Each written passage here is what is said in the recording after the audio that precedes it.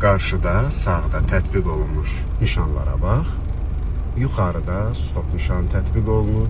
Stop nişanı 2.5 nömrəli nişandır. Tələbi isə tam şəkildə dayanmaqdır. Yəni dayanmadan keçmək qadağandır. Demək ki, biz ilk növbədə stop nişanının tələbini yerinə yetirərək tam şəkildə dayanmalı, sonra hərəkətimiz davam etdirməliyik. Amma harda? Yerdə stop xətti varsa stop xəttində dayanırıq, yoxdursa kəsişmə nöqtəsində dayanırıq.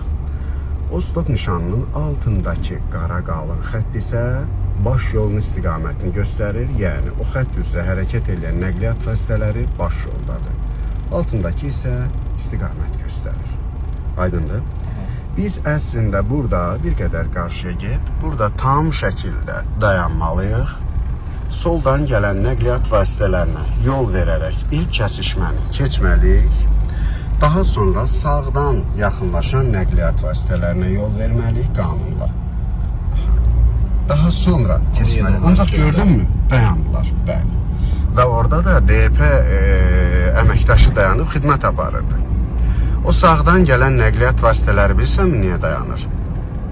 Çünki onlar üçün də baş yolun istiqaməti ilə bərabər yol ver nişanı quraşdırılıb. Onlar da baş yolun istiqaməti ilə hərəkət edən nəqliyyat vasitələrinə yol verməlidirlər.